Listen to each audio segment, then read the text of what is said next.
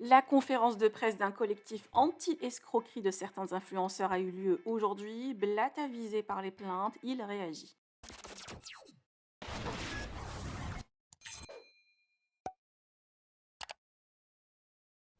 Plusieurs influenceurs sont visés par des plaintes pour escroquerie en bande organisée, notamment le couple Blatta, la GLC Family et aussi Dylan pour ses associations. Un collectif a réuni une centaine de plaintes de victimes qui se sont fait avoir avec le trading via un canal Telegram où les Blatta faisaient leur placement de produits. Toutes les chaînes de télé ont parlé de ce sujet aujourd'hui, ce qui a poussé Marc Blatta à réagir en taclant les journalistes et en minimisant les faits qui leur sont reprochés, précisant même que tout est légal et qu'ils sont insensibles à ces plaintes. D'autant plus, pour Marc Blatta, le nombre de 88 plaintes ne représente rien face au nombre de ses abonnés ou des personnes qui ont pu en tirer profit. Le couple Jazz et Laurent n'a toujours pas réagi et idem pour Dylan. Je vous laisse avec la story de Marc. Que pensez-vous? Partagez avec moi vos avis en commentaire et n'oubliez pas de liker la vidéo et de vous abonner à la chaîne. Story comme ça pour France 3, M6, France 2. C'est triste, mais je suis obligé de vous dire la vérité, hein, la famille, 80 personnes, mais quelle fierté. Quelle fierté, j'ai plus de 19 000 personnes qui sont rentrées dans le Blatta Gang et seulement 80 qui se sont plaints. Alhamdulillah, on a des résultats qui sont plus que satisfaisants. Ce qui veut dire, la famille, que le job est fait, c'est que la majorité d'entre vous, une grosse majorité, la majorité écrasante, le suffrage, t'as capté? Eh ben, vous arrivez à vous en sortir dans le copy trading et ça c'est une très grosse fierté. C'est un peu, tu sais, les gens qui voient le verre à moitié plein et à moitié vide. Tu vois ce que je veux dire? On a vu une fille témoigner, oui, alors j'ai pas réussi à faire. Ah ouais, il y en a plein, hein. Moi aussi, hein. J'ai déjà perdu de l'argent dans le bitcoin, etc. Le produit financier, c'est pas des blagues, hein. C'est pas des blagues, mon ami. T'es là, tu viens, tu trades, tu prends des risques, tu veux être millionnaire, ben tu peux aussi devenir clochard, mon ami. C'est les risques. C'est les risques. C'est comme ça, frérot. Faut accepter le jeu. Faut accepter le jeu. C'est fini les trucs de. Non, t'inquiète, c'est 100%. Non, il n'y a pas de 100%, frérot. Tu viens, faut accepter. Tu gagnes ou tu perds. Mais dans les deux cas, t'as pris cette décision. Ensuite, vous voulez que je vous explique la réalité des choses? Pourquoi les médias s'attaquent à nous? Parce qu'ils ont vu qu'on avait une force sur le copy trading et qu'on incitait les gens dans le bien. Et quand je dis ça, ça peut vous faire ricaner. Oh, il est culotté, lui. Je vais vous rappeler une petite histoire que je vous avais déjà racontée, mais vous avez la mémoire courte, j'ai l'impression. Ils ont fait passer qui la dernière fois pour un escroc? Laurent de la GLC. Ouais, il fait billionnaire prono, c'est un escroc. L'Argel, la répression des jeux, de trucs. C'est normal, poto, tu touches à la Française des Jeux, là, mon frère. Le patron de BetClick, il a essayé de te racheter 30 millions, tu lui as fermé la porte au nez. C'est exactement ce qui s'est passé avec Laurent. Il avait 50 000 personnes en abonnement à 30 € par mois, ce qui fait 1,5 million par mois. Donc c'est un petit jeune qui gagnait sa vie légalement, proprement, en n'embêtant personne, en faisant des choses correctes. Sauf que c'est venu, ça l'a éteint. Ça nous intéresse pas en fait, t'es en train de nous plumer. C'était littéralement ça, t'es en train de plumer la Française des Jeux. T'es en train de nous plumer, tu touches à quelque chose qui nous appartient. Donc on a voulu te racheter, tu n'as pas voulu, on va t'éteindre. Reportage, télé, tout le tintouin. Ouais, non.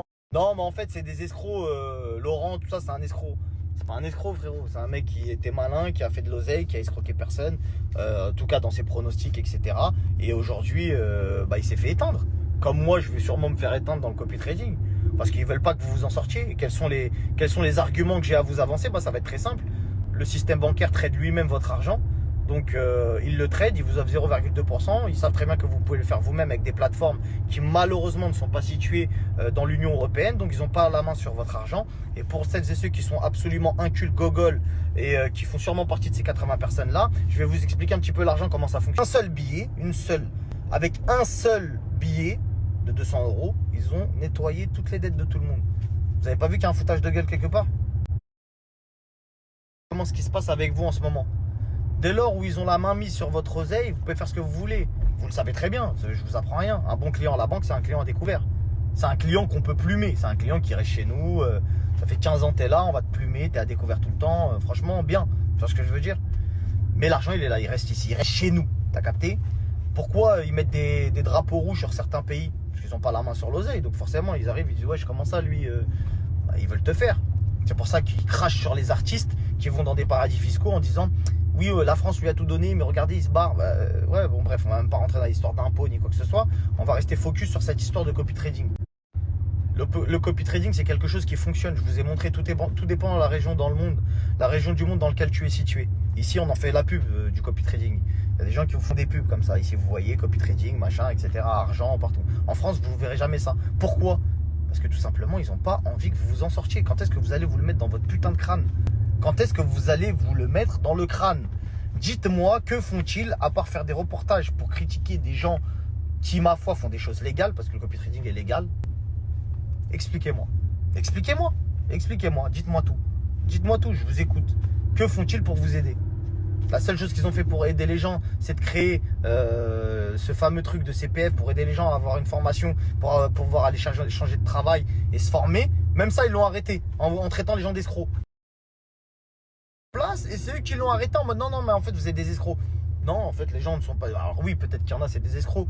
Mais là, pour le coup, il y a des vrais centres de formation qui ont travaillé, qui ont donné des formations à des gens et qui devaient être rémunérés, qui ne l'ont pas été, tout simplement parce que... Alors oui, peut-être qu'il y a des petits rigolos qui ont abusé du système, mais c'est surtout parce que vous avez vu que les Noirs et les Arabes de cité, ils ont commencé à ouvrir des centres et faire les choses proprement. Et sauf qu'on n'est pas là pour enrichir les jeunes de banlieue. Comme quand Uber faisait travailler les Noirs et les Arabes, il y a le lobby des taxis G7 qui est arrivé, qui est monté au créneau, qui est comme ça avec les politiques, qui a dit sur la tête d'homme, tu vas nettoyer tout ça. Nous on a fait des licences, on a payé des plaques à je sais pas combien, tu ramènes des petites cités, ils ont 20 ans, ils roulent dans des voitures, ils touchent 3000 € par mois. Ils sont arrivés avec des cartes, ils ont fait du travail quelque chose limite d'impossible. Tu vois ce que je veux dire? Et les gens ils se souviennent de quoi je parle.